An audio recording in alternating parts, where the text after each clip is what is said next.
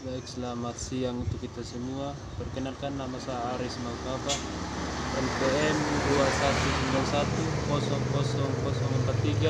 21910000430017. Baik, saya akan menjelaskan tentang tugas RPP saya yang kemarin yang tentang dengan materi interaksi sosial. Jadi interaksi sosial adalah hubungan sosial yang dinamis, yang menyangkut hubungan antara individu-individu, kelompok-kelompok, kelompok ataupun kelompok dan individu yang saling berhubungan. Adapun ciri-ciri interaksi sosial yaitu satu itu jumlah pelakunya itu lebih dari satu. Hal ini dikarenakan memberikan suatu reaksi atau tindakan agar dikatakan sebagai bentuk reaksi. Tindakan tersebut haruslah direspon oleh orang lain. Yang kedua itu adanya komunikasi. Yaitu menggunakan simbol-simbol tertentu.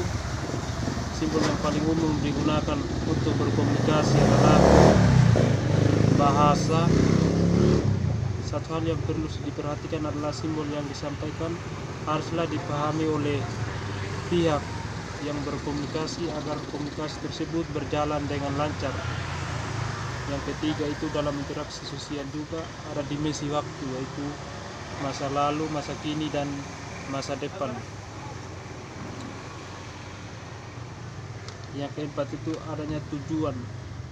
Jadi yang dimaksud dengan adanya tujuan itu adanya tujuan yang ingin dicapai. Jadi pihak yang berinteraksi itu tentunya memiliki tujuan yang ingin dicapai, akan tetapi tidak menutup kemungkinan bahwa ada tujuan-tujuan yang berbeda di antara pihak yang berinteraksi. Tujuan tersebut akan mempengaruhi kepada kerjasama ataupun mengarah kepada pertentangan. Jadi itulah ciri-ciri interaksi sosial. Sekarang saya lanjut ke faktor yang mempengaruhi interaksi sosial. Dalam proses terjadinya interaksi sosial,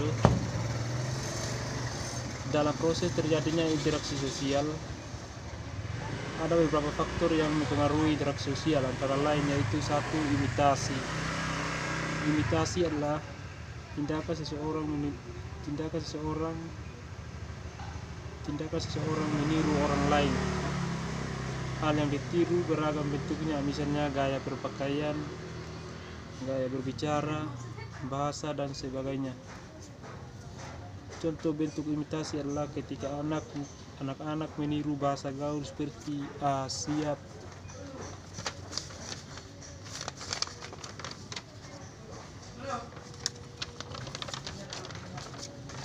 Yang kedua itu sugesti.